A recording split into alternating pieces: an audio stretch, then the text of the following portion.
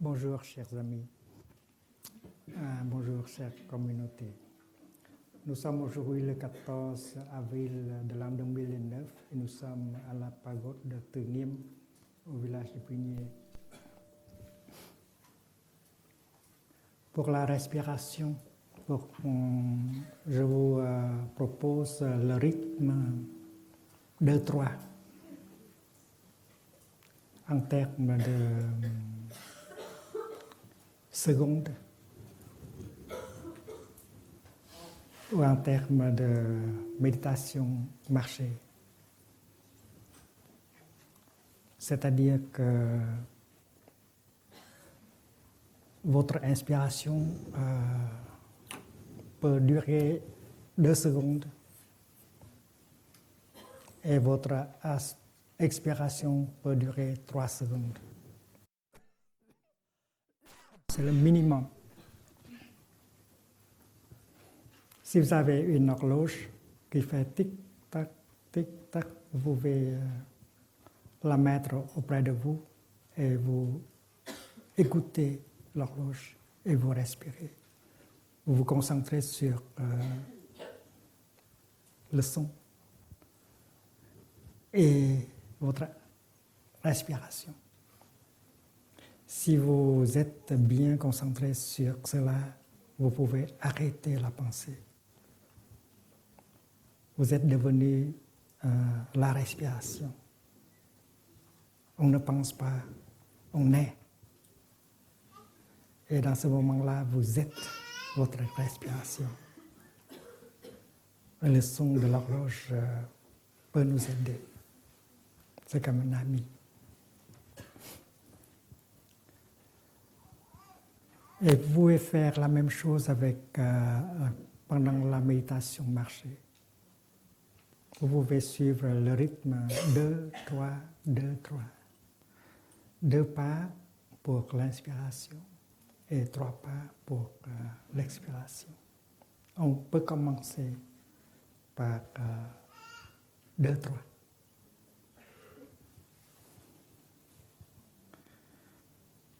Et si on fait attention à ses poumons, on va pouvoir satisfaire nos poumons, les besoins de nos poumons. Et cela peut se transformer au rythme 3-5. Avec l'horloge même. 3 secondes, 5 secondes. 3 secondes pour l'inspiration et 5 secondes pour l'expiration. D'habitude, notre expiration est plus longue que notre inspiration.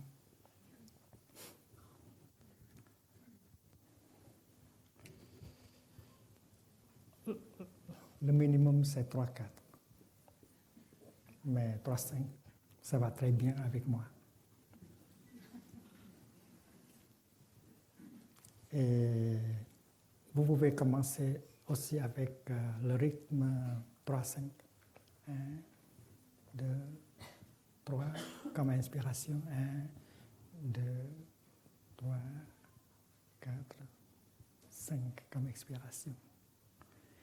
Avec une longue expiration, vous pouvez vider vos poumons. Plus. Et laisser la place, plus de place pour l'oxygène d'entrée. De l'oxygène en plus. La pleine conscience, plus l'oxygène. C'est bien pour vous, pour vos poumons. C'est la pratique de l'amour déjà, dirigée vers vous-même.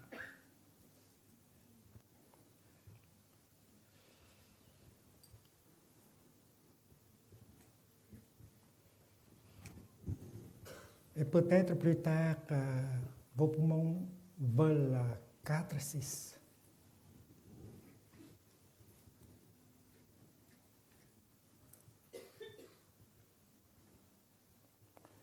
« 4 secondes pour l'inspiration et 6 secondes pour l'expiration.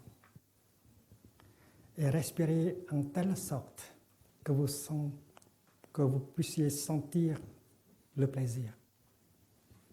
Le plaisir de respirer. Pour moi, respirer, c'est une chose formidable.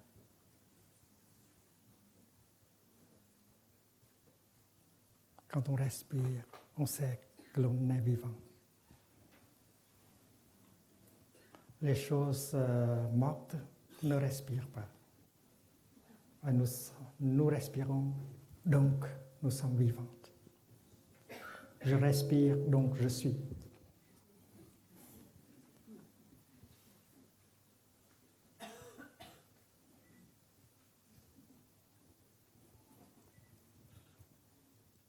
On va inviter M. Descartes à respirer avec nous. Je respire, donc je suis.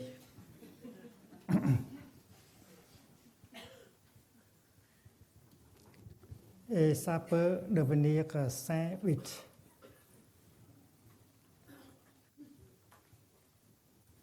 Il y a des moments pendant la méditation assise, votre inspiration peut aller jusqu'à 8 secondes. Ou même 10. Et vous sentez beaucoup de plaisir dans l'inspiration. Vous savez que l'oxygène qui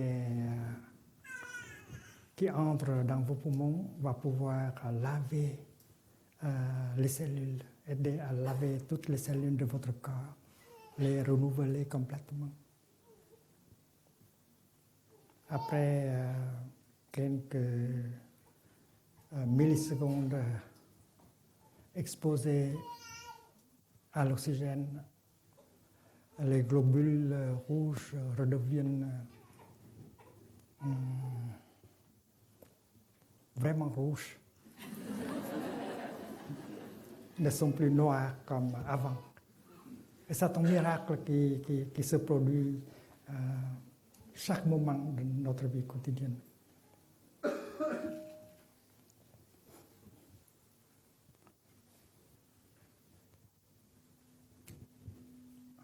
Et quand l'inspiration dure 8 secondes, l'expiration peut durer 12 secondes ou plus.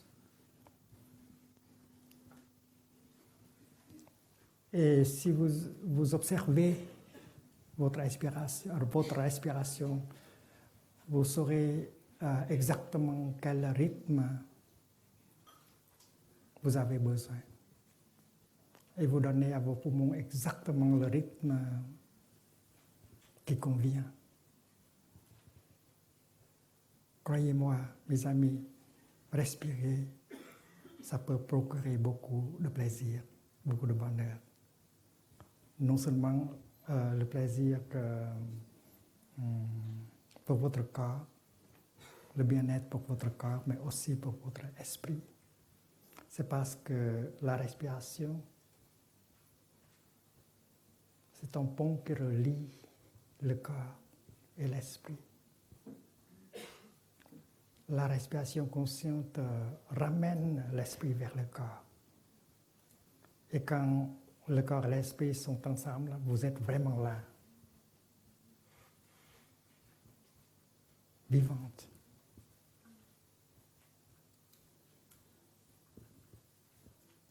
parfaitement présente pour vivre votre vie.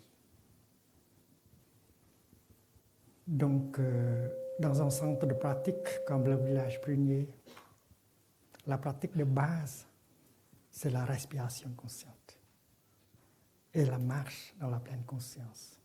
On se déplace.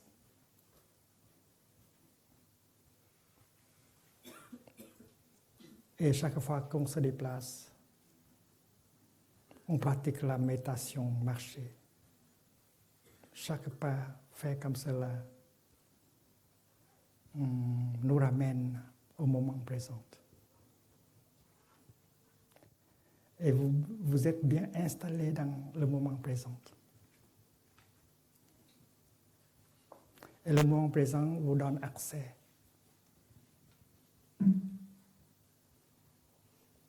au royaume de Dieu, à la terre pure du Bouddha. Vous avez entendu parler du royaume de Dieu. Peut-être vous avez une notion, une idée sur le royaume. Mais moi, le royaume de Dieu n'est pas une idée, une notion, c'est une réalité qui peut être vécue à chaque moment. Le royaume de Dieu, c'est mon vécu quotidien. Et quand je pratique la marche méditative, je me mets en contact profond avec le royaume de Dieu. Et le royaume de Dieu est disponible 24 heures sur 24. Vous savez qu'André Gide, cet écrivain français, a dit que Dieu est amour, Dieu est bonheur. Vous avez déjà entendu parler de Dieu comme amour, mais André Gide, il a dit Dieu est bonheur. Et j'aime ça. Dieu est bonheur. Et il ajoute ceci. Et Dieu est disponible 24 heures sur 24. C'est André Gide qui a dit cela. J'aime aussi cela. Et je lui ai dit que si Dieu est disponible 24 heures sur 24, et son royaume aussi doit être disponible 24 heures sur 24.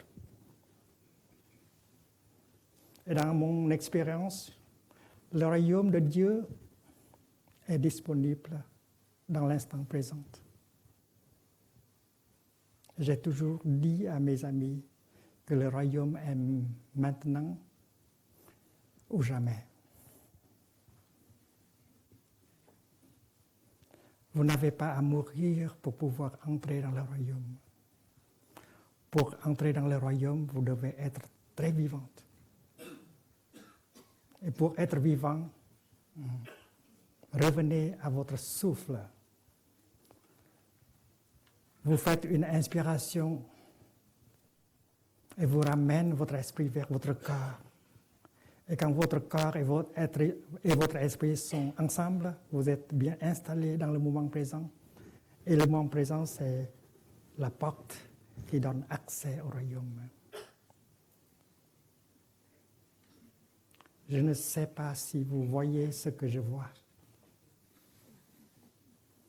maintenant.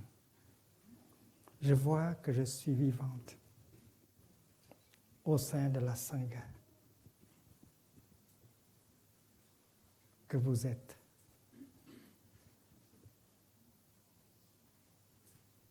Je vois que le printemps est là et une multitude de fleurs qui sont en train d'éclore.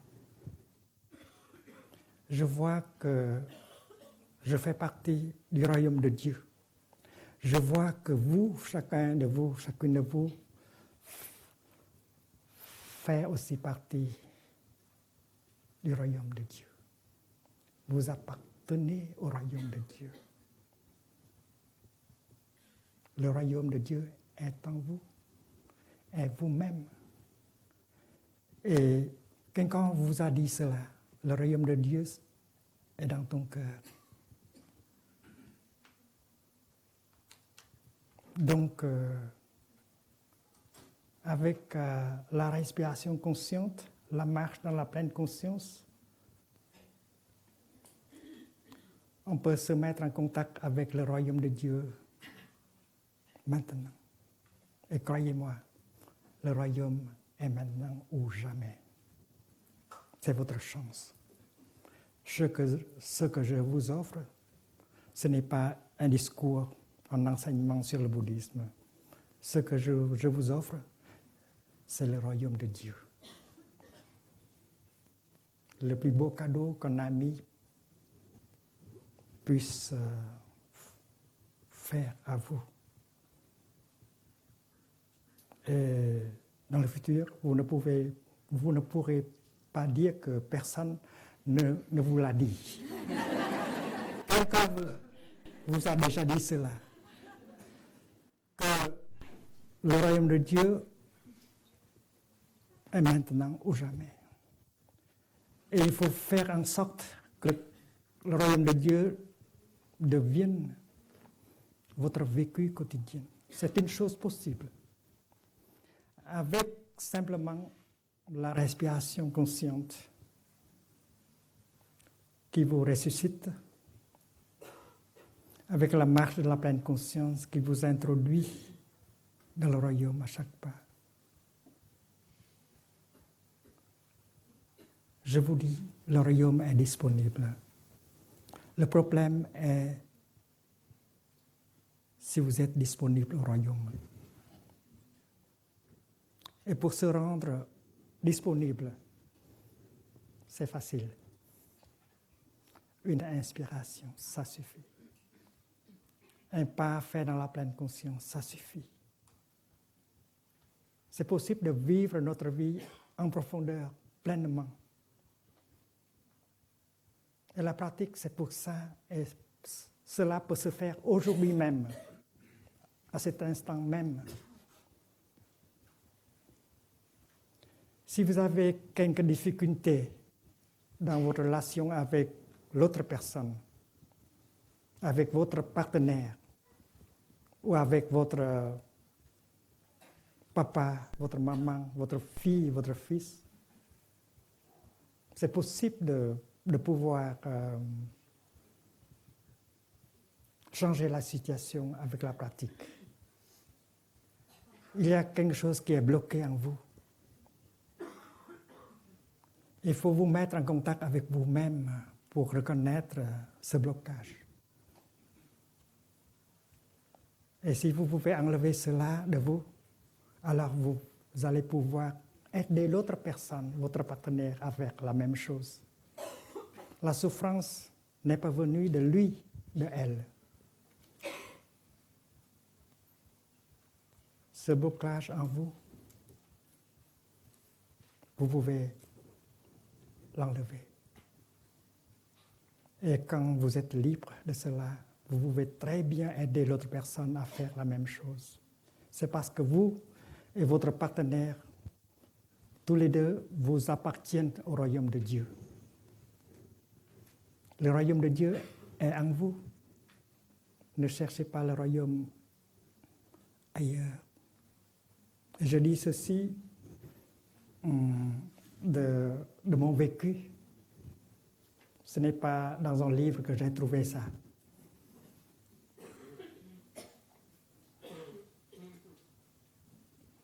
Chaque moment qui nous est donné à vivre est précieux, très précieux. Et avec la pleine conscience, avec la concentration, on peut très bien vivre chaque moment qui nous est donné à vivre d'une manière profonde. Et ça peut devenir, chaque moment de notre vie quotidienne peut devenir une légende pour nos enfants. C'est une chose possible avec la pratique.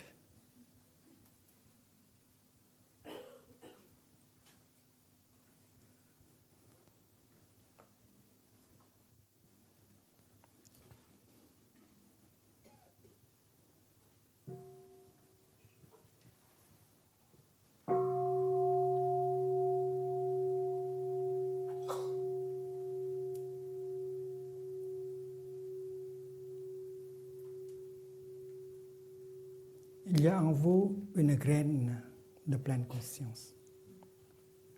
Il y a en vous une graine de concentration, une graine de vision profonde, la sagesse, la compréhension.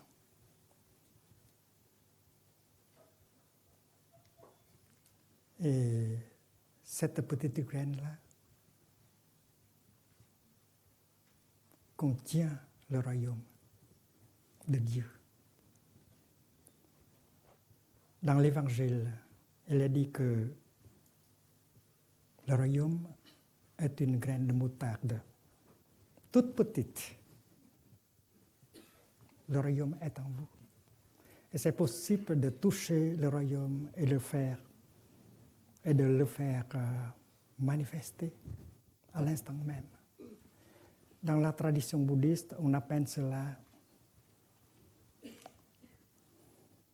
la nature de Bouddha. Chacun de nous possède la nature de Bouddha, la nature de l'éveil, la nature de l'amour, la compréhension, sous forme de semences. Et chacune de nous possède cette graine de moutarde qui est le royaume de Dieu. Avec l'énergie de la pleine conscience, de la concentration et de la compréhension,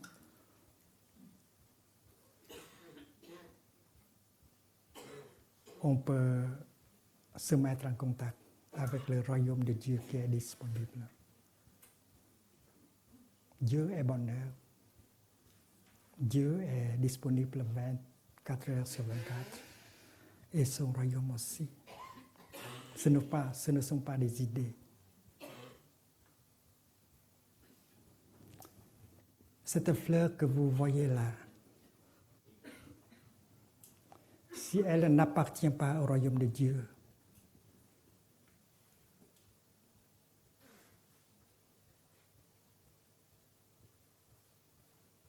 à quoi elle appartient?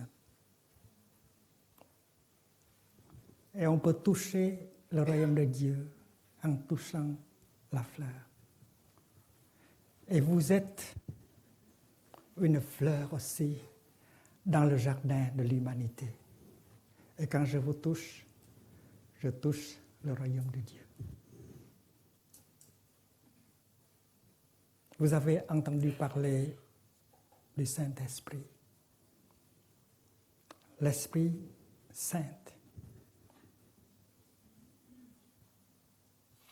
L'Esprit peut être saint.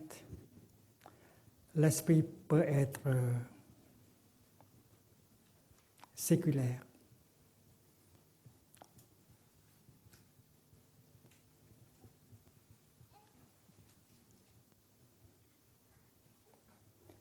Et quand nous sommes habités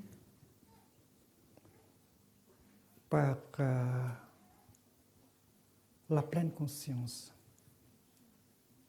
l'énergie de la pleine conscience, par l'énergie de la concentration et la compréhension, alors l'amour nous habite.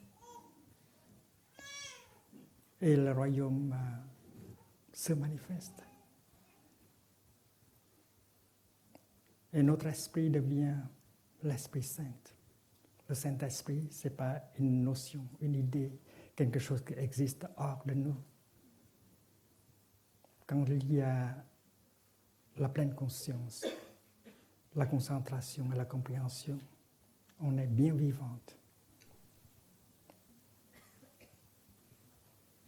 Et il y a la présence de la compréhension et de l'amour en nous.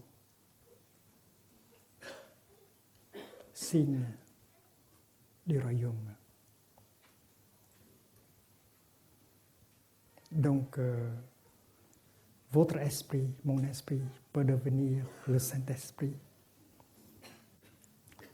Chaque fois que nous sommes pénétrés, habités par l'énergie de la pleine conscience, de la concentration, de la compréhension profonde.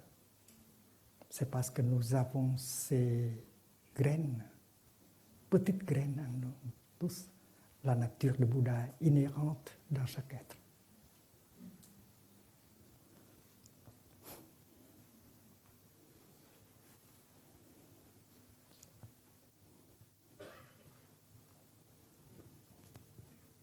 il y a une discipline appelée la métaéthique.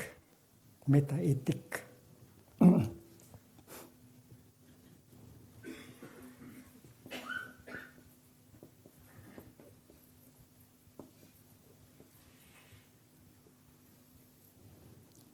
Dans laquelle on se pose des questions comme qu'est-ce que le bien, qu'est-ce que le mal, quelle est la nature du bien, quelle est la nature du mal.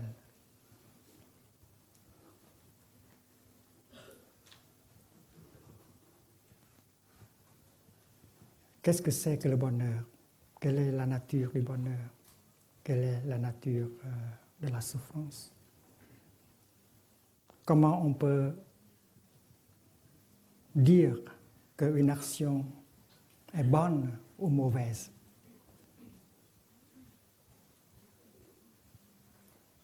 Comment peut-on être sûr que cette action est une bonne action et pas une mauvaise action?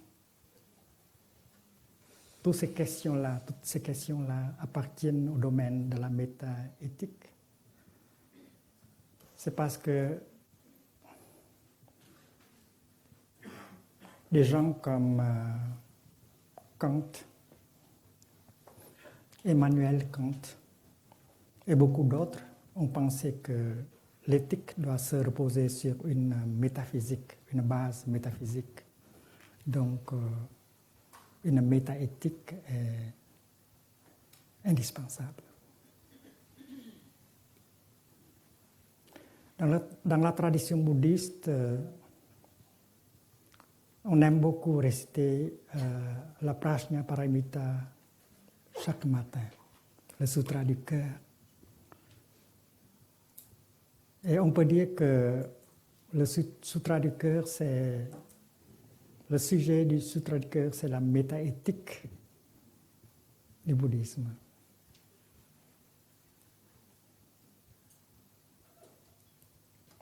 Et si on comprend bien l'enseignement de la Prajna Paramita, cette sagesse qui nous porte vers l'autre rive, le rive de la libération, le rive de la libération, du bien-être.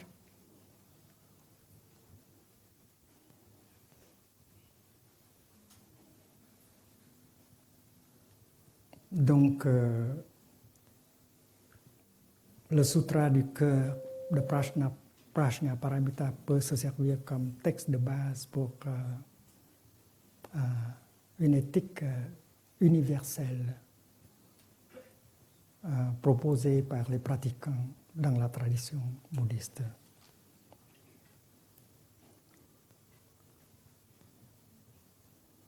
On peut se voir comme un jardin. On peut regarder son bien-aimé et on peut dire, chérie, tu es mon jardin. Votre bien-aimé, c'est votre jardin. Et vous devez assumer le rôle de jardinier pour que votre jardin soit belle. N'est-ce pas? C'est l'amour. Si l'autre personne est le jardin, vous êtes le jardinier. Vous êtes responsable. Quelqu'un a dit, vous êtes responsable de votre rose.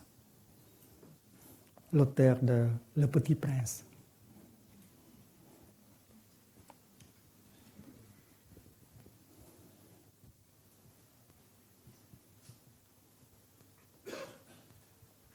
Si vous êtes jardinier, et si vous êtes jardinier biologique, vous savez très bien que les déchets sont très utiles. On garde les déchets. On ne jette pas les déchets par la fenêtre. On préserve les déchets pour pouvoir en transformer en compost afin de nourrir les fleurs. Les fleurs, les légumes sont organiques. Les déchets qui viennent du jardin sont aussi organiques. Parce qu'ils sont organiques, ils sont transformables. Quand on regarde la fleur, on voit que la fleur est belle, odorante. Mais cette fleur est sur sa voie de devenir une ordure. Si vous êtes pratiquant, vous pouvez voir déjà l'ordure dans la fleur. L'ordure qui a nourri la fleur. L'ordure qui a été transformée en compost et qui a nourri la fleur. Vous êtes jardinier, vous savez très bien cela. Sans compost,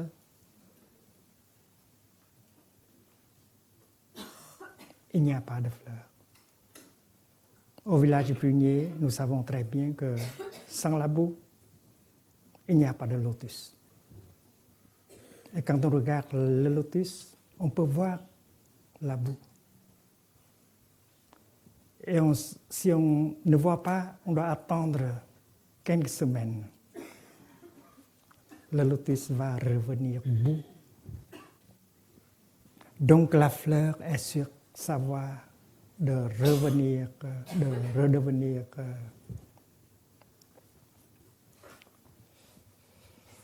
déchet.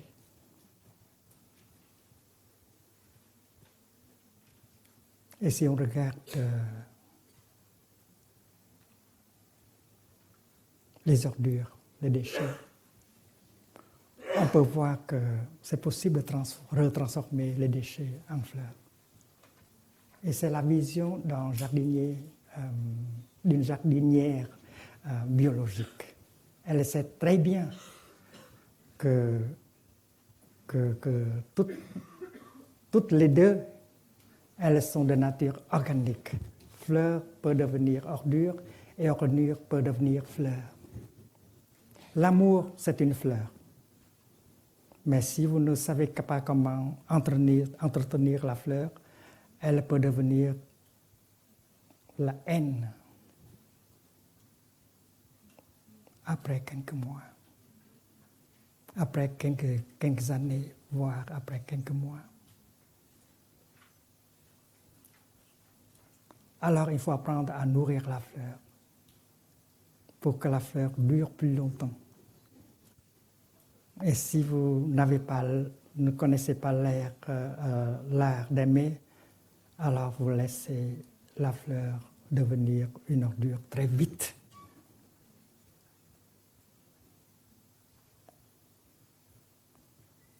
Donc chaque personne est un jardin. Il y a des fleurs en nous. Il y a aussi des déchets. Comme tout jardin. Le jardin produit toujours des déchets organiques. Bien sûr que le jardin produit des fleurs, des légumes, mais le jardin produit aussi des déchets, des ordures. Alors, il faut apprendre à accepter la vérité qu'un jardin, dans le jardin, il y a des fleurs et des ordures. Et c'est une chose normale. S'il y a de la souffrance en vous, c'est une chose normale. Il faut accepter la présence de la souffrance. C'est parce que la souffrance, en tant qu'ordure, peut être utilisée pour nourrir le bonheur. C'est parce que la souffrance est aussi organique comme l'amour. L'amour et la souffrance, toutes les deux sont organiques, de nature organique. C'est parce que si l'amour peut devenir la haine peut redevenir l'amour. C'est faisable avec un jardinier biologique. Et vous qui êtes pratiquant, vous pouvez le faire. Vous pouvez faire cela. Il y en a à apprendre, à pratiquer. Donc, si vous reconnaissez la présence de la souffrance en vous, des ordures en vous, vous pouvez sourire à cette partie intégrale de votre jardin. C'est normal. Si vous avez quelquefois de l'angoisse, de l'anxiété, de la peur, du mal, c'est normal. Vous vous dites que c'est la boue avec laquelle je peux nourrir les lotus. Et vous pouvez conserver, vous pouvez travailler sur cela, vous pouvez transformer cela en bonheur, en espoir.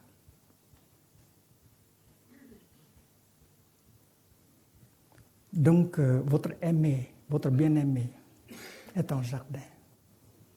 S'il y a un peu de souffrance, un peu d'ordure en lui ou en elle, c'est une chose normale.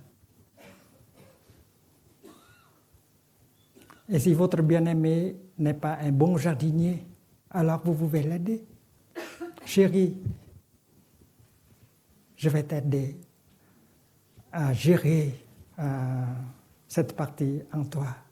Moi, je l'ai fait déjà. Je sais comment faire pour régler cela, pour prendre soin de cette partie en moi. J'ai aussi cela en moi. Et j'ai pu la transformer. Et je peux t'aider à la transformer aussi. Donc, avec la souffrance, avec les ordures dans son jardin, on peut très bien être en paix. Il faut accepter. Après avoir accepté la vérité, la situation devient beaucoup plus facile. Il ne faut pas résister. Il faut accepter que dans son jardin, il y a toujours les fleurs et les déchets. En vous-même, en nous-mêmes et dans l'autre personne, c'est la même chose. Je vous ai dit que le royaume de Dieu est en vous et que sans la boue, il n'y a pas de lotus. Donc la présence bienfaisante de la souffrance fait partie intégrale du royaume. Pour moi, s'il n'y a pas de boue, il n'y a pas de lotus. S'il n'y a pas de souffrance, il n'y a pas de compréhension et d'amour qui caractérise la présence du royaume. Pour moi, la souffrance fait partie intégrale du royaume et c'est possible de l'accepter. C'est parce qu'on a déjà parlé avant-hier à propos des bienfaits de la souffrance. Les bienfaits de la souffrance.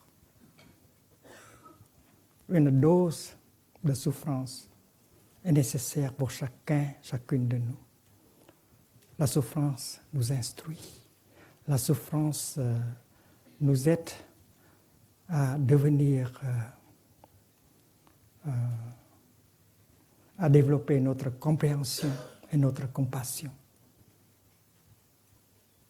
Et la compréhension, la compassion, ce sont des fleurs qui sont nées sur la base de la boue qui est souffrance.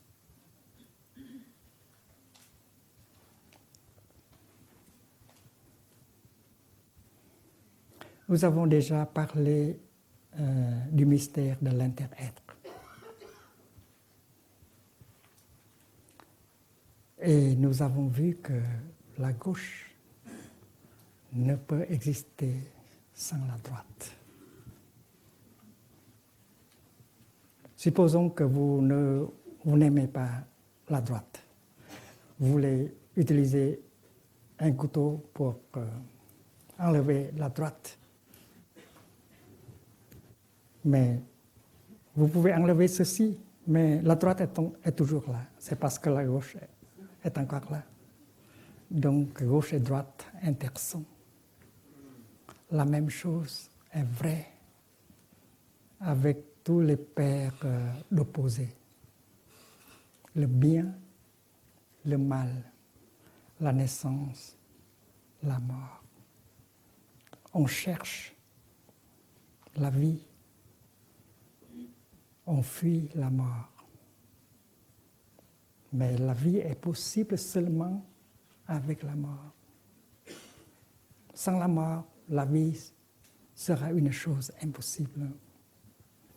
Quand on observe le corps humain, on voit que les cellules meurent à chaque instant pour que les autres cellules puissent naître. La naissance et la mort vont de pair à chaque instant. Et nous vivons la vie et la mort en même temps dans chaque moment. Quand on regarde en profondeur, on voit que la vie et la mort intersont. Sans la vie, il n'y a pas de mort. Sans la mort, il n'y a pas de vie. Et c'est une expérience non dualistique qu'on doit acquérir. C'est parce que d'habitude, on a cette manière de penser, de concevoir dualistique. On dit que la gauche peut exister sans la droite. On dit que le lotus peut exister sans la boue. On dit que le bonheur peut exister sans la souffrance. Non. C'est cette manière de voir les choses qui est dualistique. Donc l'inter-être, c'est la vision profonde. Et avec la méditation, on peut se mettre en contact avec la nature de l'inter-être. Et quand on est habité par cette vision profonde, alors on n'aura plus peur.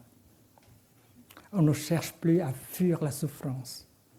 On ne cherche plus à fuir la mort.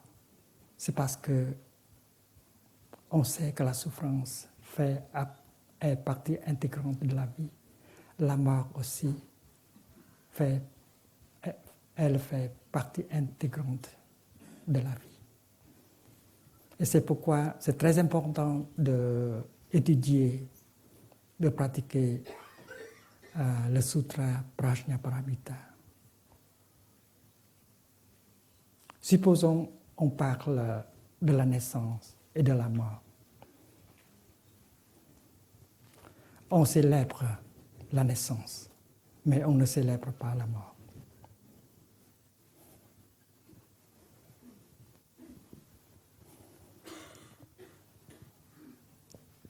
Avec la méditation, on peut entrer en contact profond, beaucoup plus profond avec la réalité. Et on va découvrir, on va voir que la naissance et la mort, ce sont des notions qui n'existent vraiment pas. Supposons que nous parlions d'un nuage.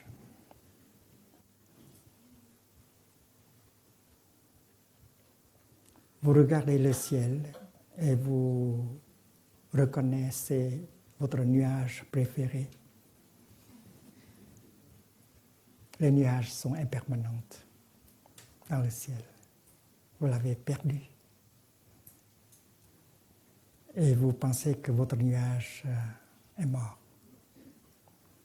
Il n'existe plus. Mais si vous êtes pratiquant de la méditation,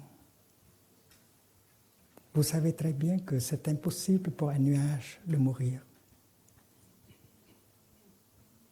de disparaître. Non. Un nuage peut très bien devenir de la pluie, de la grêle ou de la glace.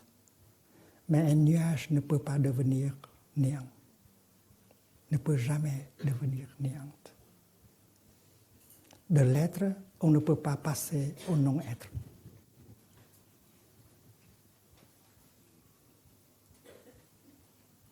La même chose est vraie avec vous et votre bien-aimé. C'est impossible pour vous de mourir.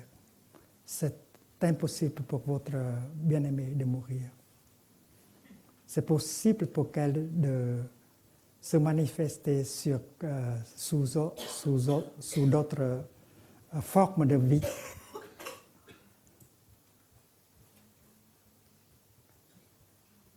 Donc, si on regarde en profondeur, on voit que la nature du nuage, c'est la nature de la non-mort. C'est impossible pour un nuage de mourir. C'est parce que dans notre tête, mourir, ça veut dire de quelqu'un, vous devenez personne.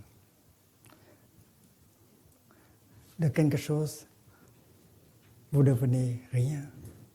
C'est une chose impossible. Un scientifique français qui n'a pas pratiqué le bouddhisme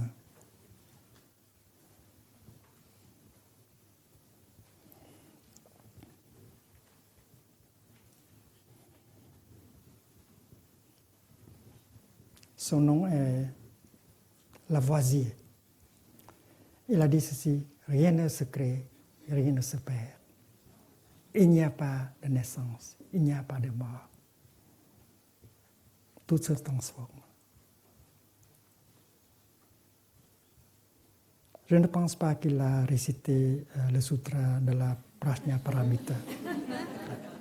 Il a observé, il a regardé en profondeur la nature, dans la nature des choses. Il a découvert la même chose. C'est impossible pour un nuage de mourir, de devenir néant. Et c'est impossible pour le nuage de naître aussi. Si on parle de la naissance du nuage, naître dans notre tête, c'est de rien, soudain on devient quelque chose. De personne, soudain on devient quelqu'un, quelqu'une. Mais c'est impossible. Du non-être, on ne peut pas passer à l'être.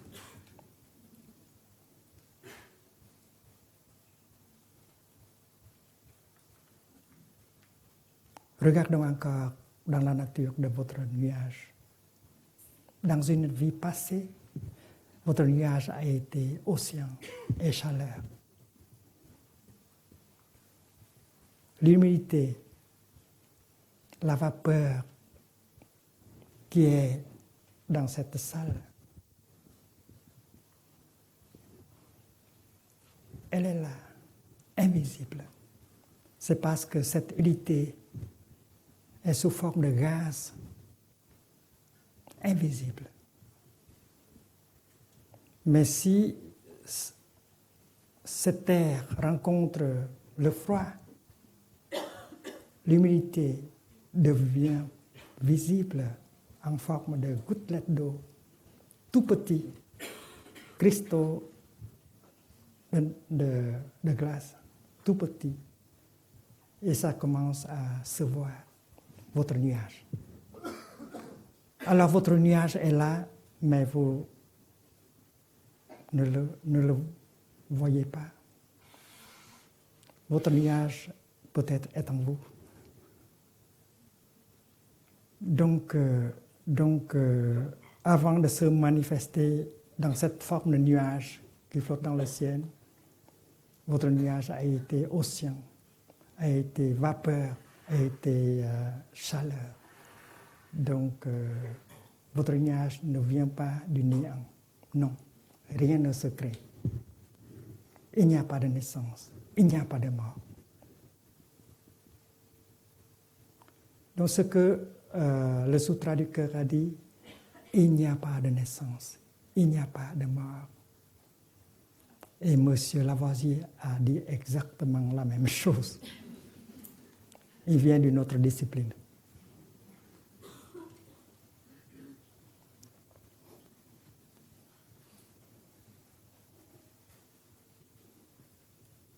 Il y a des paires d'opposés comme naissance et mort.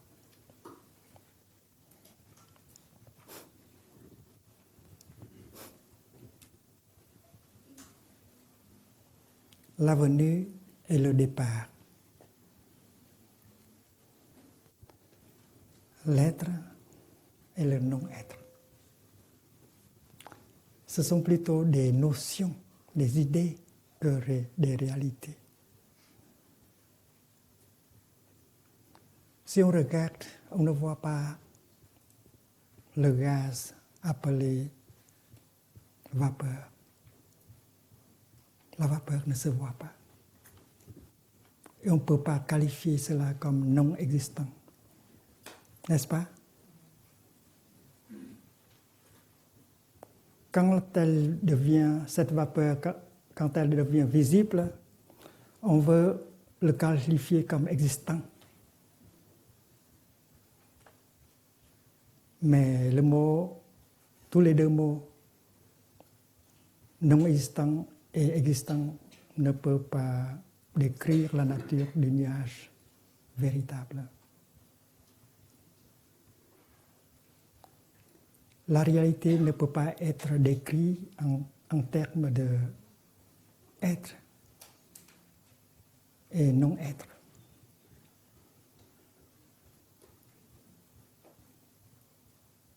Être et non-être,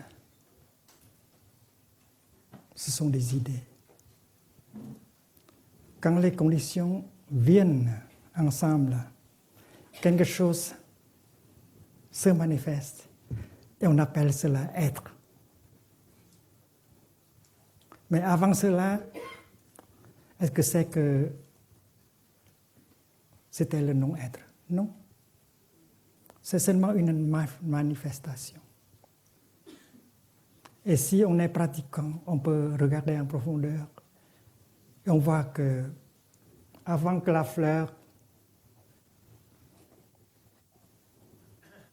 se manifeste, les éléments non-fleurs sont déjà là, un peu partout. Il suffit que ces conditions non-fleurs viennent ensemble pour que la fleur se manifeste.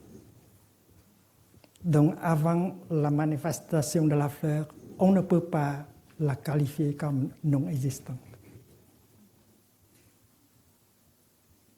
Avant votre naissance, avant votre soi-disant naissance, ce n'était pas le néant.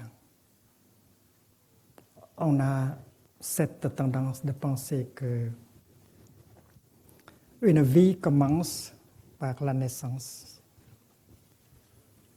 et finit avec la mort. Il y a un point N et un point M. Et une durée de vie, une vie est représentée par le segment NM. Et on a la tendance de dire que le segment NM représente être, l'être. Avant ça, c'est le non-être. Le néant.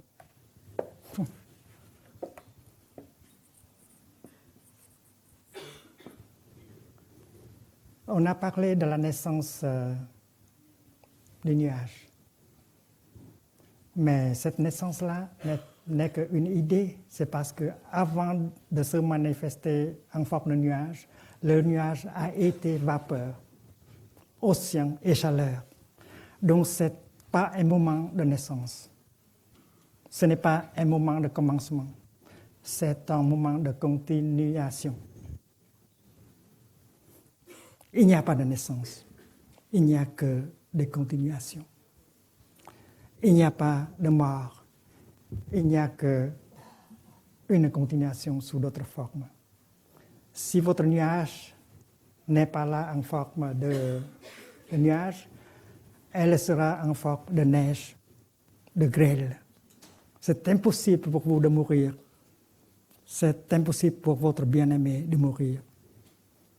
Alors quand le nuage se transforme en pluie, vous ne voyez plus votre nuage préféré.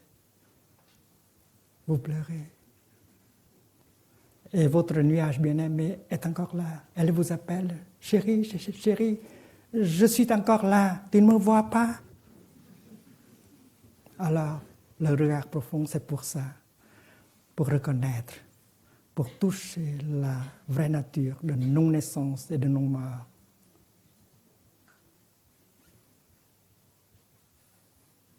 Et c'est le fruit de la pratique. Et la peur cesse d'être là. Un bonheur véritable est possible seulement sans cette peur qui est à la fondation.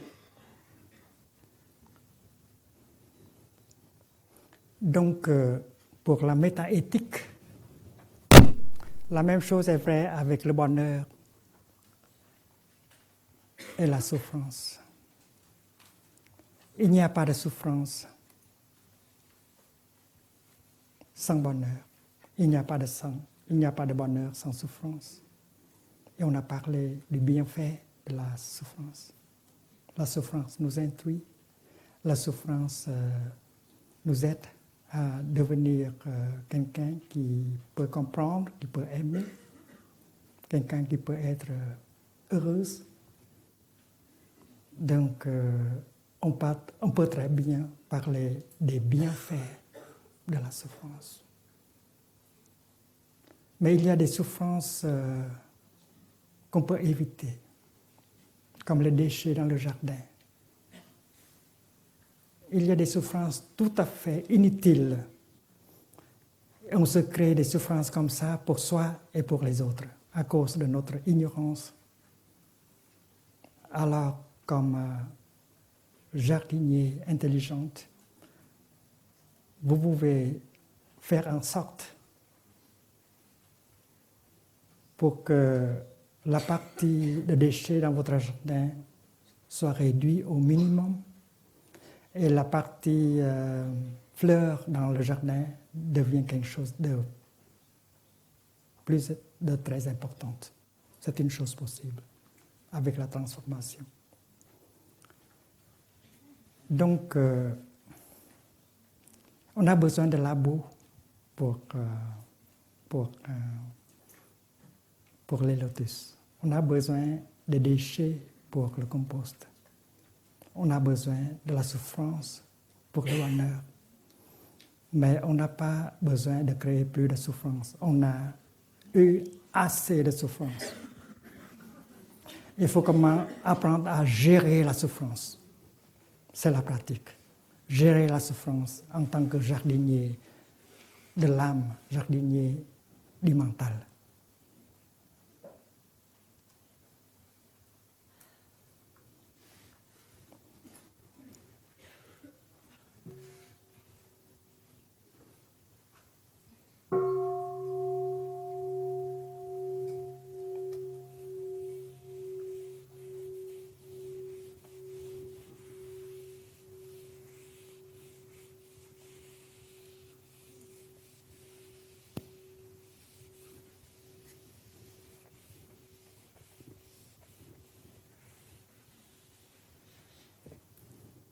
Je vous ai dit déjà que dans le bouddhisme, on commence par la souffrance, par le mal-être.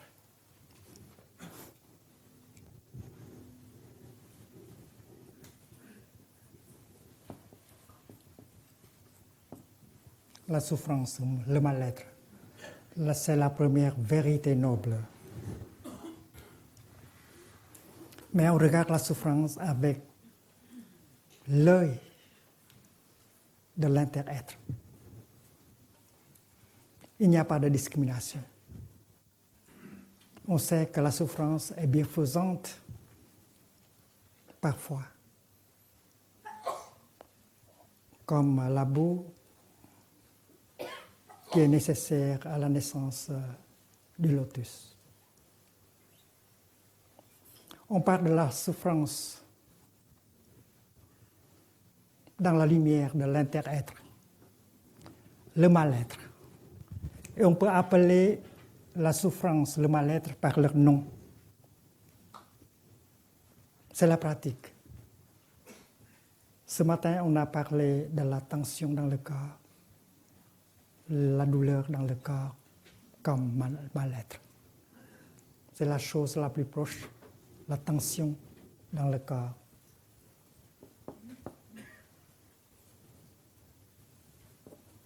Le stress, la maladie du temps, le chronomètre. On n'a pas le temps pour vivre. On n'a pas le temps pour le royaume de Dieu. On n'a pas le temps pour aimer. C'est le mal-être.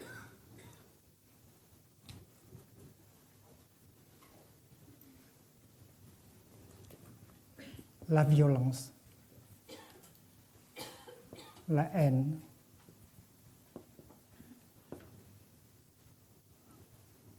la guerre, les conflits, le conflit,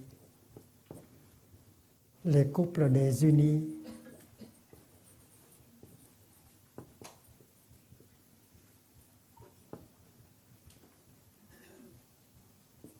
les familles brisées,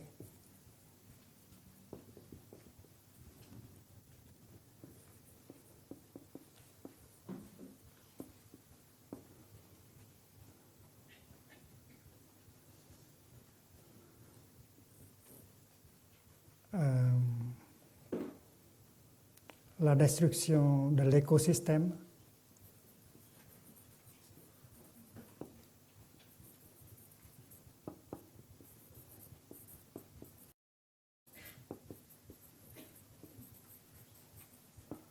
le réchauffement planétaire, etc.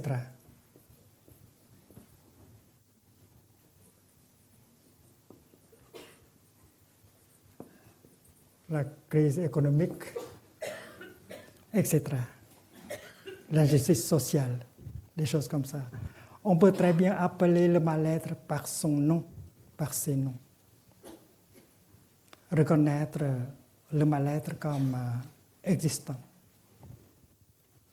Et c'est le début de la pratique. On se met en contact avec la première vérité noble pour pouvoir trouver la cause, pour en trouver la cause nature, la nature du mal-être. Nature, cause, racine du mal-être.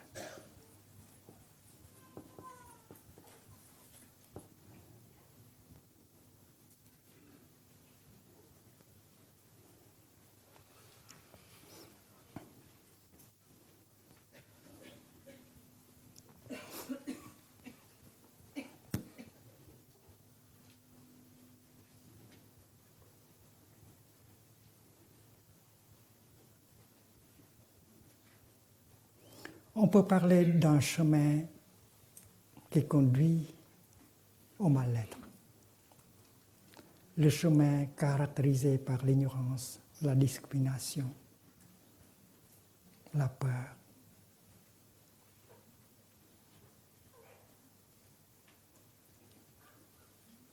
La convoitise, la haine.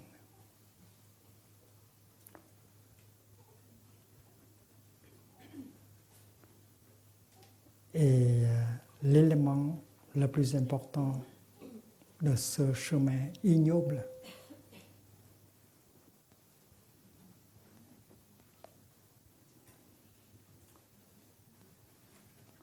c'est l'ignorance.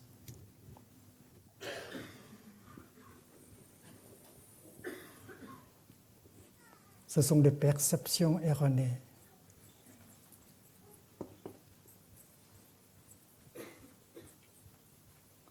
Les perceptions erronées sont à la base de toute souffrance.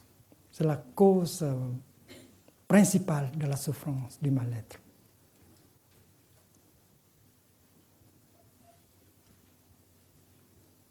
Si vous êtes en difficulté avec votre partenaire, c'est à cause des perceptions erronées que vous avez de vous-même. Ce sont des perceptions erronées que vous avez de l'autre. Alors, il faut pratiquer en telle sorte qu'on puisse enlever les perceptions erronées, corriger les perceptions en soi. Alors, on est libéré. On va pouvoir aider l'autre personne à faire la même chose.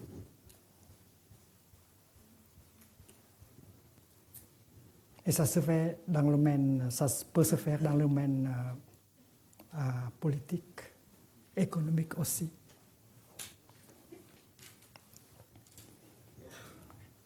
L'autre jour, je vous ai proposé cette pratique. Vous aimez quelqu'un, vous aimez quelqu'une. Et vous vous adressez à lui, à elle, et vous posez cette question, chérie, est-ce que je te comprends assez? C'est parce que je sais que la compréhension est à la base de l'amour. Si je ne te comprends pas, je ne peux pas t'aimer et te rendre heureuse. Donc, chérie, aide-moi à te comprendre. C'est-à-dire, aide-moi à enlever les perceptions erronées que j'ai sur moi-même et j'ai sur toi. Très concret. C'est parce que perception erronée, c'est la chose quotidienne. On souffre à cause de cela. Le remède dans le bouddhisme, c'est la vue juste. La vue juste, c'est-à-dire cette compréhension qui peut nous débarrasser des perceptions erronées.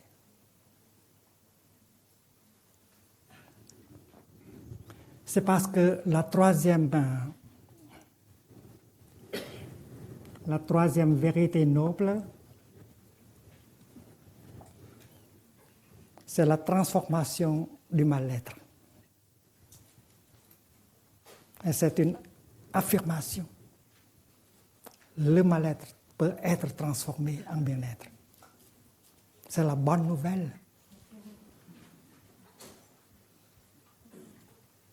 La troisième vérité noble, c'est la cessation du mal-être par la transformation. Et la cessation du mal-être, ça veut dire la présence du bien-être. La même chose.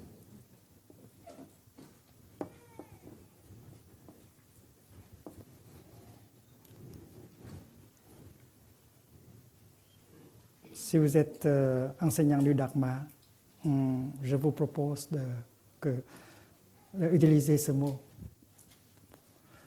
Au lieu de dire troisième vérité comme cessation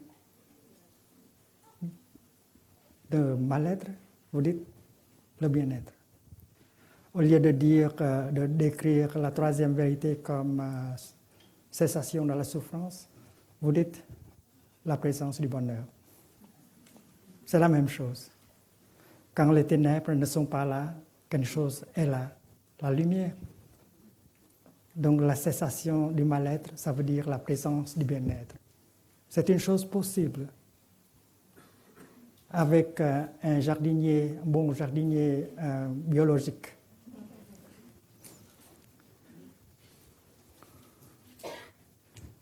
Et si le mal-être a ses racines, le bien-être a ses racines aussi. C'est le chemin qui mène au bien-être. le chemin menant au bien-être, c'est-à-dire à la cessation du mal-être. Et ce chemin est appelé dans le bouddhisme le chemin noble, le chemin octuple, Bát Chánh Đạo. Et la deuxième vérité, c'est aussi un chemin, mais c'est un chemin ignoble qui est fait avec l'ignorance, la peur, la discrimination, la convoitise.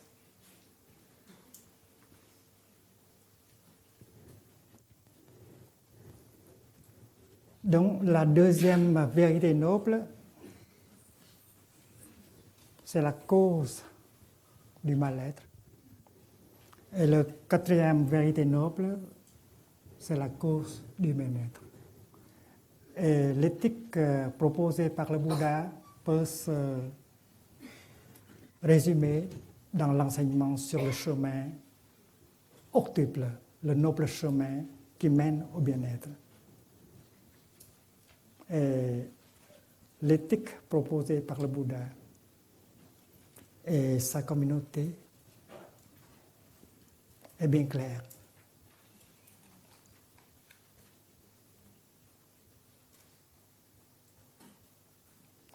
Hier, vous avez déjà discuté sur les 5 entraînements à la pleine conscience.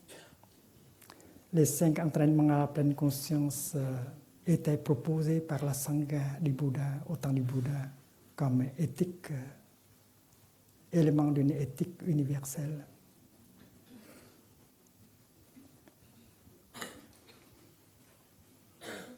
Et ce matin, j'ai un cadeau pour vous. Une version révisée des 5 entraînements à la pleine conscience. Nous avons la Sangha à travailler tout en hiver sur le texte. On a révisé les 5 entraînements à la pleine conscience. Et aujourd'hui, nous avons le texte en français comme offrande, comme ce que nous allons proposer comme une contribution des pratiquants bouddhistes pour une éthique universelle et globale. Et ça s'écrit dans le langage universel. Nous avons pratiqué discuté, travaillé pendant 3 mois de suite. Et après cela, pendant la retraite d'hiver, et après cela, on a continué à travailler jusqu'à hier. Le cadeau est là. Maintenant, je veux dire quelque chose tout d'abord sur le chemin octuple.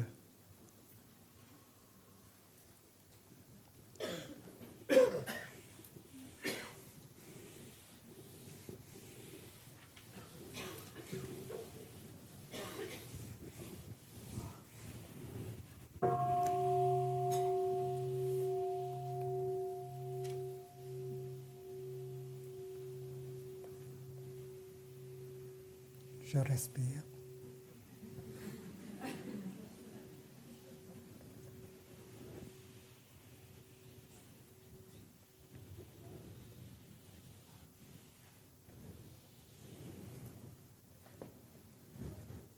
Sachez, chers amis, que l'enseignement sur les 4 vérités nobles et sur le chemin octuple est le contenu du premier enseignement offert par le Bouddha. Il a enseigné pendant 40 ans. Mais le premier sutra, le premier enseignement, c'est sur ces 2 choses-là, les 4 vérités et le chemin octuple, comme représentant la 4e vérité. Et si on regarde en profondeur une vérité, en profondeur, on peut voir les trois autres vérités. C'est parce que les quatre vérités intersont.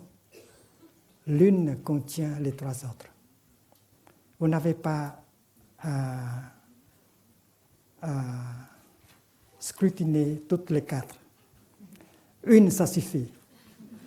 La souffrance, ça suffit. Regardez profondément dans la nature de souffrance et vous voilà avec la compréhension profonde de la souffrance. Et le chemin qui mène à la souffrance va se dessiner très clairement à vous. Donc, les quatre vérités nobles intersont. Chaque vérité contient les trois autres.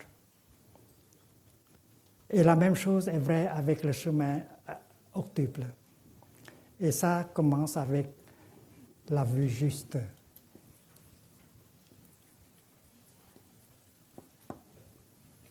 Qu'est-ce qu'une vue juste? Une vue juste, c'est une vue qui est libre des perceptions erronées. Vous souffrez, c'est parce que vous avez des perceptions erronées en ce qui concerne vous-même, en ce qui concerne votre bien-aimé, et en ce qui concerne l'autre, votre partenaire.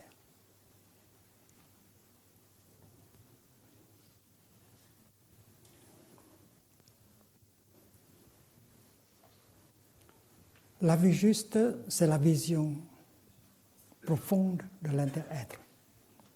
Une vision non duelle sur la réalité. Là, il n'y a pas de naissance, il n'y a pas de mort. La naissance et la mort intersont. Dans la vue juste, la souffrance et le bonheur intersont aussi. Il n'y a pas de discrimination. Et avec cette vue juste, cette vision profonde, il n'y a plus de peur de discrimination. C'est pourquoi l'objet de la pratique, c'est acquérir la vue juste par le regard profond. Et comment? Pour avoir accès à la vue juste, il faut la pleine conscience et la concentration.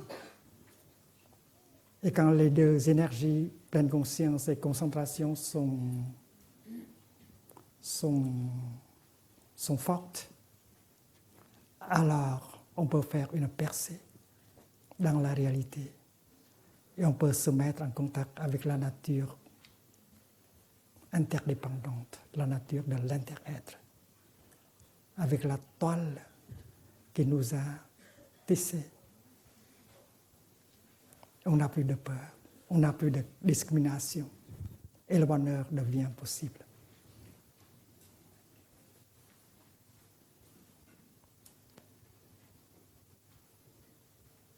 La vue juste, ce n'est pas une religion, ce n'est pas une idéologie, ce n'est pas une doctrine. C'est votre vécu, c'est votre contact vrai avec la nature de l'inter-être. Quand vous vous regardez vous-même, vous voyez que vous êtes vos ancêtres. Vos ancêtres sont en vous. Vous n'avez pas un soi séparé. Quand vous marchez comme ça, vos ancêtres marchent en même temps. Quand vous êtes libre, vos ancêtres se sentent libres. Et quand vous faites un pas dans la solidité, dans la liberté, dans la joie, tous vos ancêtres en jouissent. Vos enfants et vos petits-enfants aussi. Donc c'est la vision de l'inter-être. C'est une chose possible. Les bouddhistes et les non-bouddhistes, tout le monde peut avoir accès à cette vision profonde si on a le temps pour vivre en profondeur, pour regarder en profondeur, pour se mettre en contact avec profondeur, avec ce qui est là. Ce qui est là, c'est le royaume de Dieu. Et vous appartenez au royaume. cette vision profonde fait partie de la vue juste. La vue juste, il n'y a pas de dogmatisme dans la vue juste. C'est parce que dans la vue juste, il n'y a pas de discrimination. Il n'y a pas de dogmatisme. Il n'y a pas de dualisme. Donc, l'éthique bouddhique se repose sur cette vision profonde appelée interêtre, qui nous libère de tout dogmatisme, de toute discrimination et de toute peur. Et on sait que la vue juste est le fruit de la concentration juste.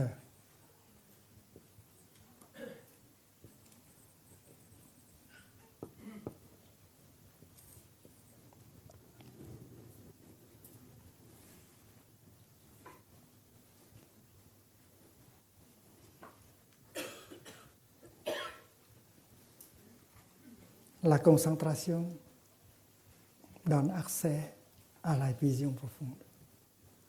Si vous êtes dispersé, il n'y a pas de vision profonde. Donc la pratique, c'est cultiver la concentration. La concentration sur l'impermanence, sur le non-soi, sur l'inter-être.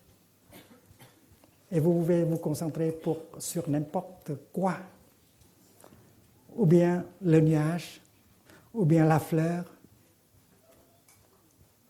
ou bien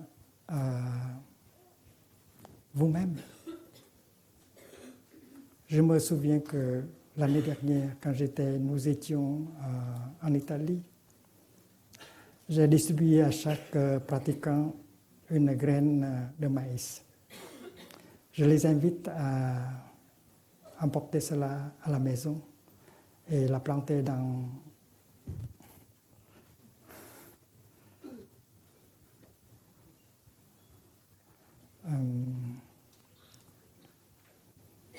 un pot. C'était l'hiver. Et une dizaine de jours après, une quinzaine de jours après avoir semé et arrosé, la jeune plante de maïs va se manifester.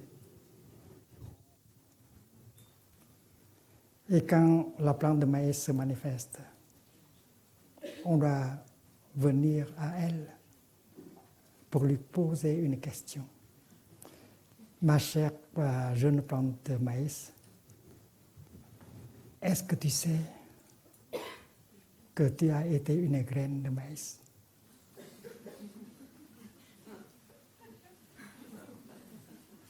Peut-être la plante de maïs devient embarrassée. Elle ne se souvient pas le temps où elle était une graine de maïs. Mais vous, qui avez semé la graine, qui a vu la naissance de la plante, vous pouvez lui dire, moi, je le sais, tu as été une graine de maïs. Tu es la graine de maïs. Tu es la continuation de la graine de maïs. Il y a des garçons qui ne voient pas qu'ils sont la continuation de leur papa. C'est impossible pour eux de se souvenir qu'ils sont venus de leur papa, de leur maman. Ils pensent qu'ils sont une entité tout à fait différente. Mais le fait, c'est que vous êtes la continuation de votre papa. Vous êtes votre papa.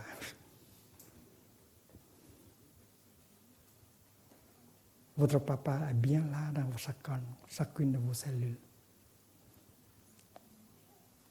Alors il ne faut pas chercher à fuir. Il faut reconnaître la présence de votre papa en vous. Vous et votre papa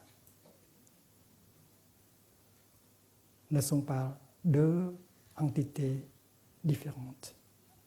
Vous êtes une continuation. alors cette vue non dualiste va vous libérer de la haine, de la colère.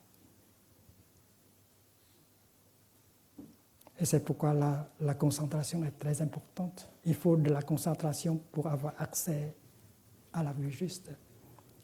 Et pour cultiver notre concentration, il nous faut la pleine conscience.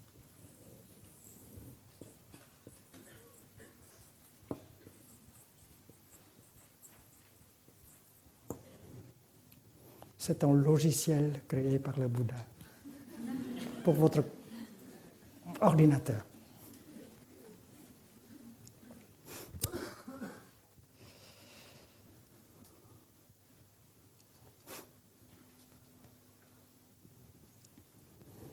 L'autre côté, quand vous avez la vue juste, vous pouvez pratiquer la pensée juste.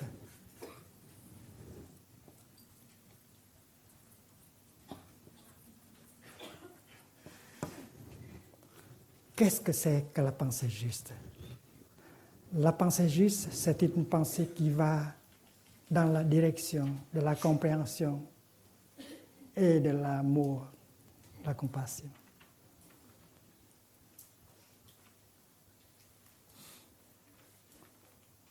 Ça crée du bonheur, du bien-être, une pensée juste. Et une pensée juste n'est pas possible sans une vue juste. S'il n'y a pas de vue juste, il y a encore la discrimination, la peur. Alors la pensée ne sera pas juste. Donc, se basant sur la vue juste, on peut créer une pensée juste. On peut faire naître la pensée juste. Une pensée juste contient de la compréhension et bien sûr de l'amour, la compassion. Aussitôt qu'une pensée juste, une pensée de compassion, de compréhension est née en vous, ça fait du bien à votre corps et à votre esprit tout de suite. Une pensée de compassion, de compréhension vous nourrit, vous guérit et nourrit et guérir le monde. Et vous êtes capable de générer une pensée comme cela, maintenant, un peu plus tard, ce soir. Nous sommes tous et toutes capables de générer, de faire naître une pensée juste, une pensée qui va dans la direction du pardon, de l'amour, de la compréhension. Et cette pensée juste-là, c'est l'action déjà. C'est le karma. C'est votre karma. C'est parce que dans le bouddhisme, karma, ça veut dire seulement action.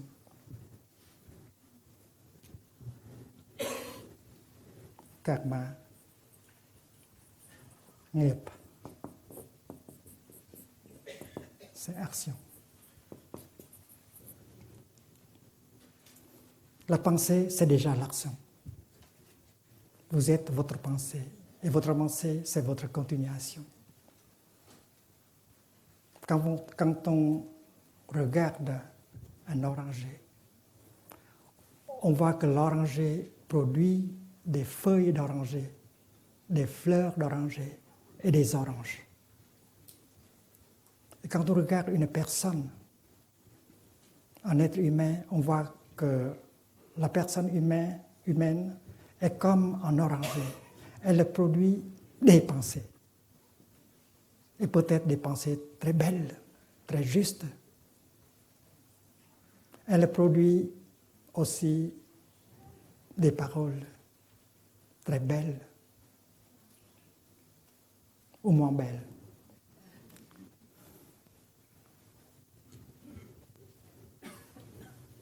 La parole juste.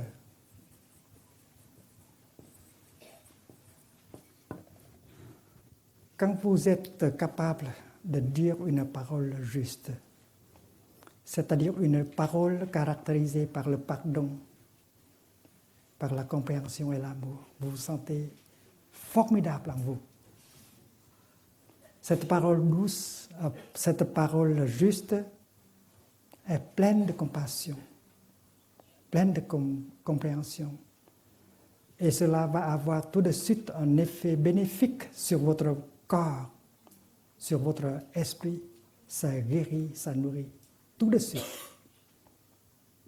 Vous arrivez à écrire un email, vous avez pu parler au téléphone avec le langage aimante. Après cela, vous vous sentez formidable. Vous avez des choses compassionnantes, de nature compassionnée. Alors vous vous sentez très bien. Vous pouvez vous asseoir et écrire une lettre, un message. Vous pouvez servir de votre portable pour pratiquer la parole juste. Et ça fait le bonheur tout de suite à vous et à l'autre. On n'a pas à attendre jusqu'à demain. On va le faire, on peut le faire même aujourd'hui et ici même. Donc, une pensée juste, ça guérit soi-même, ça nous guérit et ça guérit le monde. Et je sais que chacune de nous est capable de faire naître une pensée de compassion, de pardon, de tolérance. C'est le temps de le faire. Recommandé par le Bouddha. Ça fait partie du logiciel créé par le Bouddha. Donc, votre parole, c'est aussi, comme votre pensée, c'est votre continuation dans le monde. Si l'oranger offre des belles feuilles, des belles fleurs et des oranges, vous pouvez offrir au monde de la pensée juste, de la parole juste, et puis de l'action juste.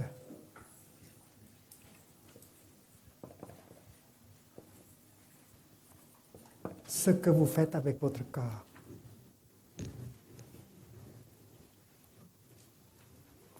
peut sauver, peut aider, peut soutenir les autres, peut secourir les autres. C'est la pratique de la compassion. Et l'action juste vous nourrit et vous guérit. L'action juste nourrit et guérit le monde.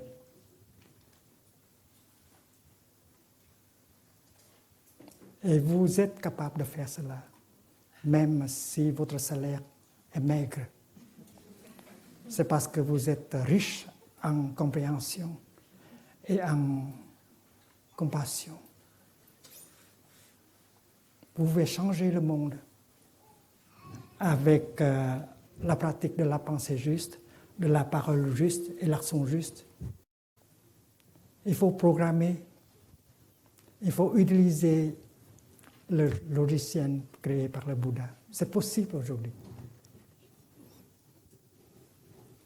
Donc, si l'oranger peut offrir les feuilles, les fleurs d'oranger, les oranges, nous, êtres humains, nous pouvons offrir des bonnes pensées, des pensées bien-aimantes, de la parole bien-aimante, de l'action compassionnée. Et ce sont nos pensées, nos paroles et nos actions qui nous continuent dans le futur. Rien ne se perd. Après la désintégration de ce corps, vous continuez avec vos pensées, vos paroles et vos actions. C'est-à-dire avec votre karma. Le karma est triple. Parole, pensée, parole et action.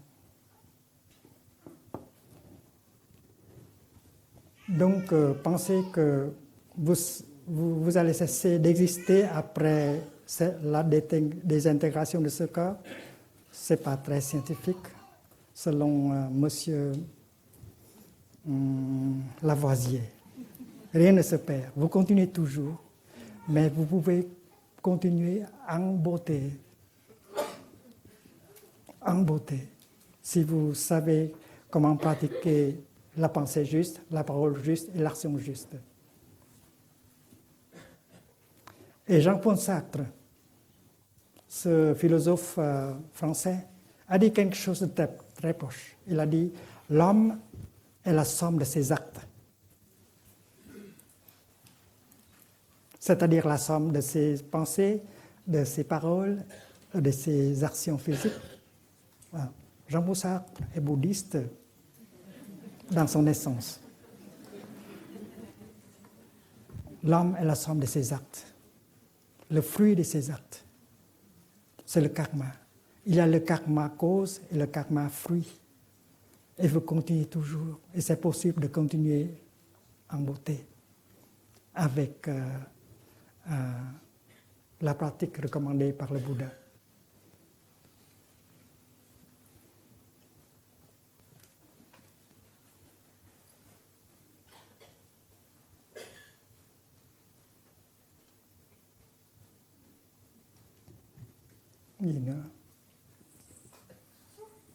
Vous avez ici moyen d'existence juste, le pain pour votre famille. Ça doit être fait dans la lumière du moyen d'existence juste. On doit éviter à nuire à la planète. Il faut éviter le tarissement des ressources de la terre. Il faut apprendre à vivre plus simplement pour pouvoir préserver la terre au profit de nos enfants et de nos petits-enfants. Il faut pratiquer les moyens d'existence justes et c'est possible. Le Bouddha et ses amis ont démontré une chose. C'est possible de vivre une vie heureuse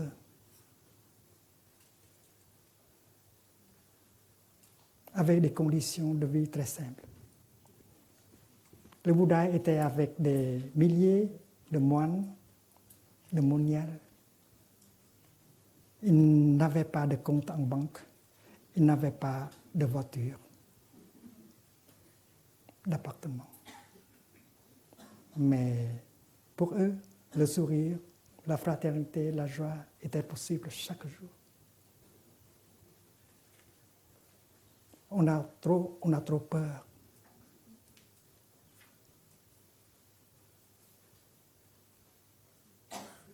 On a peur de ne pas avoir quoi manger. On a peur de n'avoir pas un toit pour nous abriter. On a peur de choses comme ça.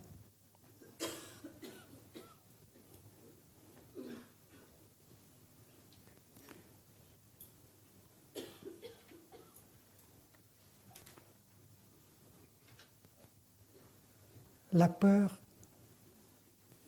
garde tout.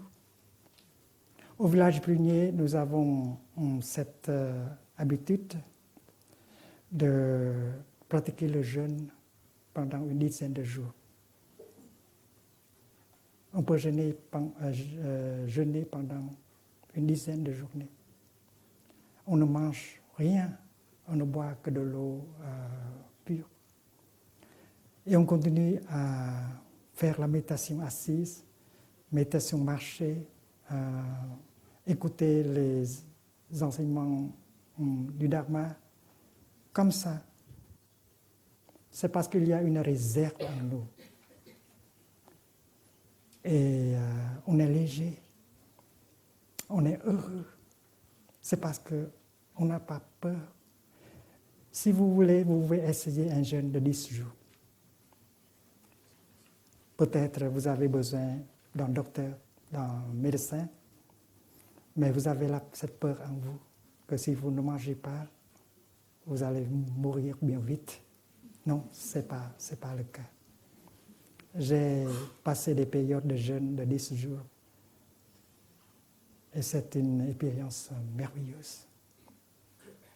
La légèreté, la paix, la renaissance, la joie. Donc, si on sait qu'on peut jeûner, on peut aller sans nourriture pendant une dizaine de jours, on n'aura plus peur. Et cela est devenu une expérience.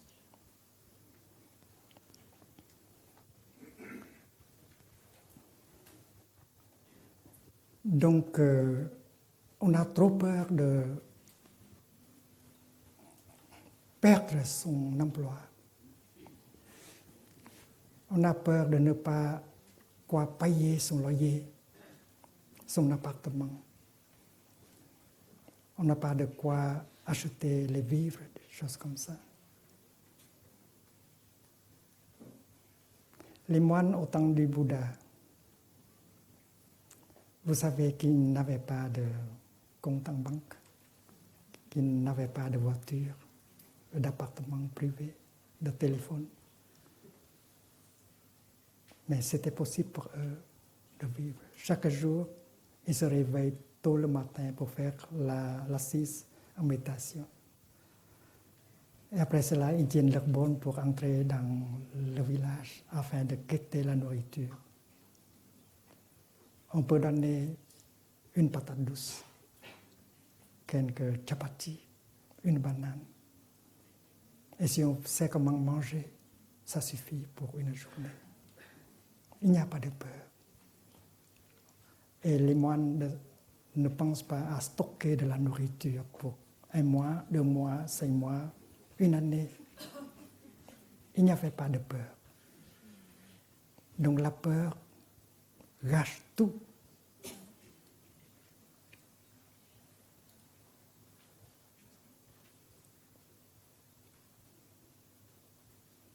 Dans la crise économique, pendant la crise économique, pendant la récession, il faut apprendre à regarder dans la nature de notre peur.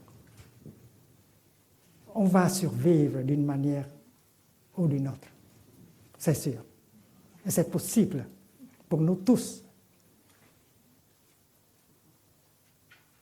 On est adulte, on est assez intelligent.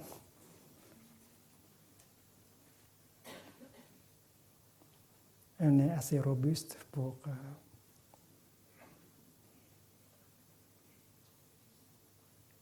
confronter, pour faire face à des situations comme ça. On ne doit pas avoir peur. Et si on est en sangha, la chose devient beaucoup plus facile.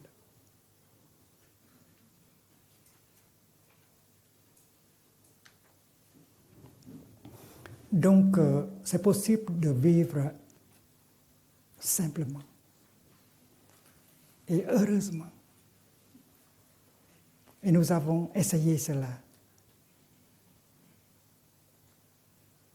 Non seulement des moines, des moniales, mais des amis laïcs qui ont essayé de faire cela. Dépenser très peu. Avoir plus de temps pour soi-même, pour les siens, pour aimer, pour aider les gens. C'est une chose possible.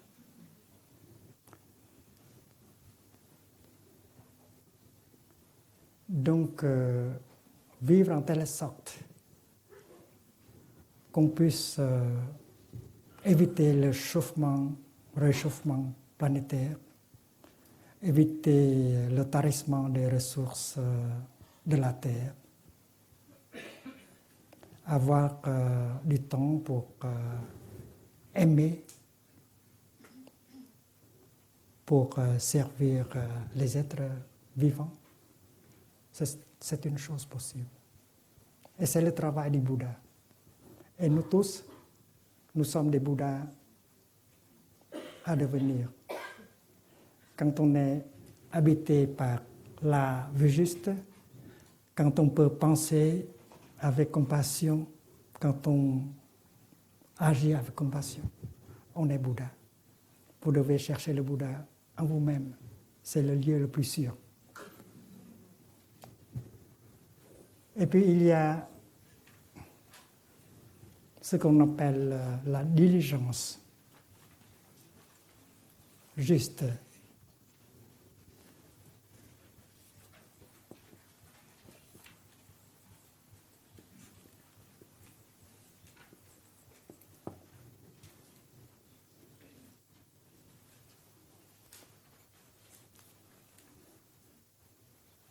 La diligence ici, c'est pas le travail continu, non. On a déjà trop de travail. On est débordé de travail, de choses à faire. La diligence ici, c'est pas le travail jour et nuit. La diligence ici, c'est savoir comment gérer ce qui se manifeste en nous. Si une semence négative se manifeste,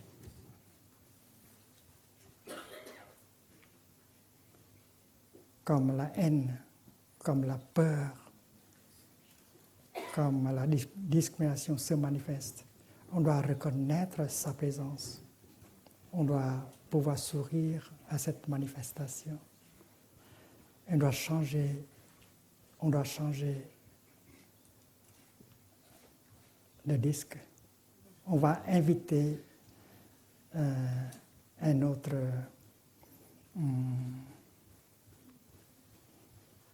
logiciel de se présenter.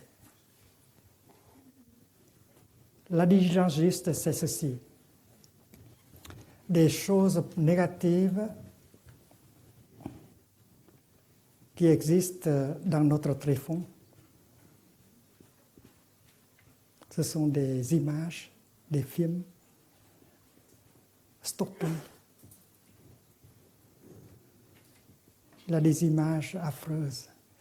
Il y a des images négatives, de la peur, du désespoir en nous. Et chaque fois que ces images se manifestent, on souffre de la peur, de l'angoisse. Alors il faut utiliser la pleine conscience pour dire que bonjour, tu n'es qu'une image, tu n'es qu'un fantôme, tu n'es pas une réalité. Tu ne peux rien faire à moi.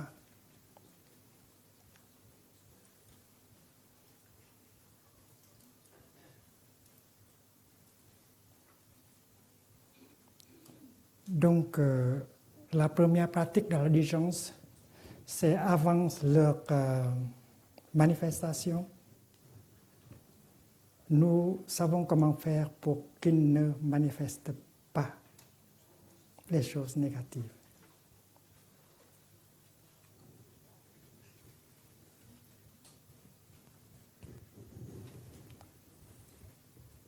Deuxième pratique, quand des choses négatives se manifestent, reconnaissez-les comme fantômes, comme images seulement.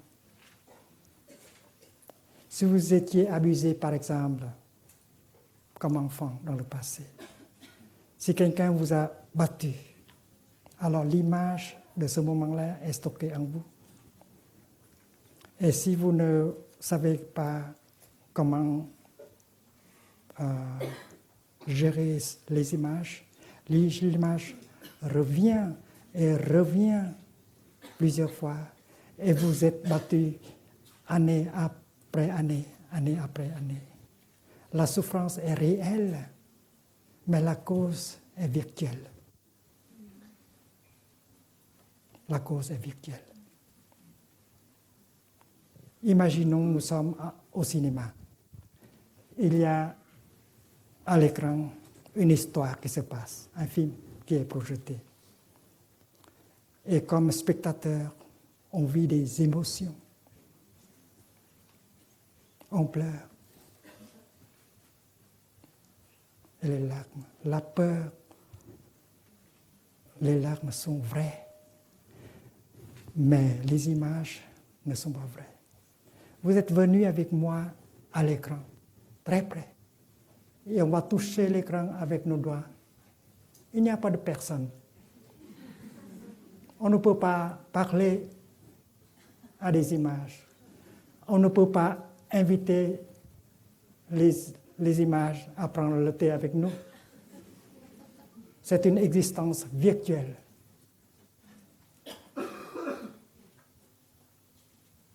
Il n'y a que la lumière, les ombres. La cause est virtuelle et la souffrance est réelle. Les larmes sont réelles, les émotions sont réelles.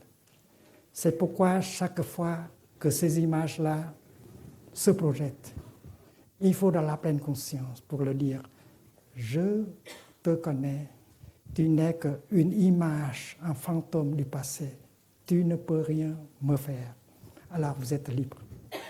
Donc il faut que votre pleine conscience intervienne. Si la pleine conscience est là, alors la vue juste est là pour vous protéger.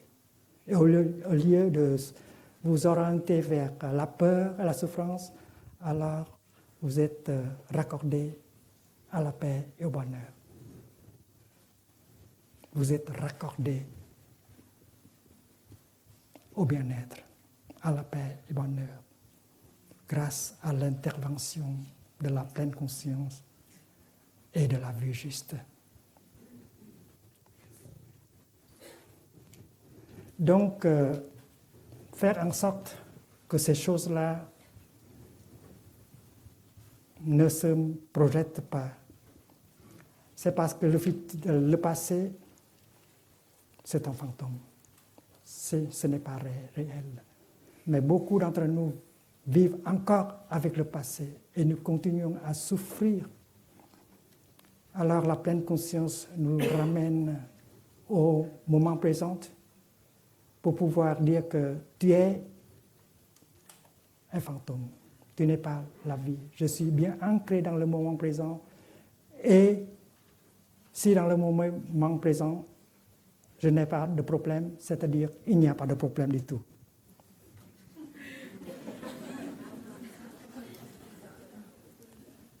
Regardez, est-ce que vous avez un problème maintenant? Non. Souvenez-vous de cela.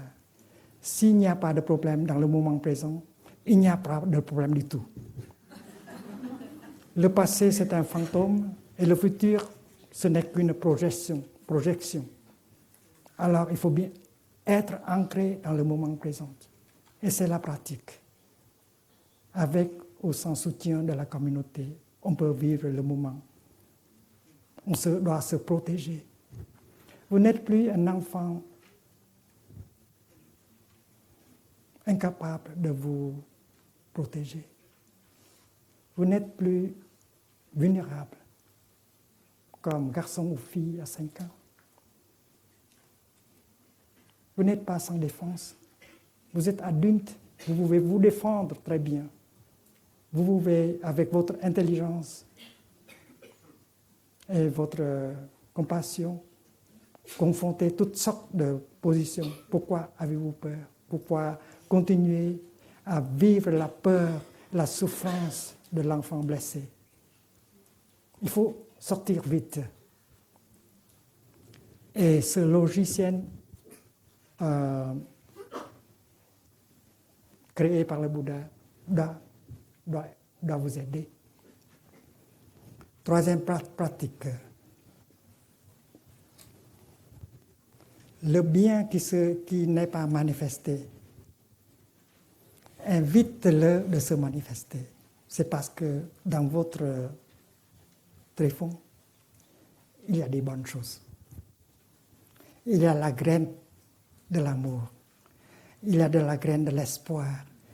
Il y a le royaume de Dieu dans votre tréfonds. Alors, respirez, marchez en telle sorte que vous puissiez toucher la graine du royaume pour qu'il se manifeste. C'est la troisième pratique de la diligence. Et quand la bonne chose se manifeste, pratiquez la quatrième section de la pratique. Gardez, invitez le royaume de demeurer avec vous. Que la joie demeure.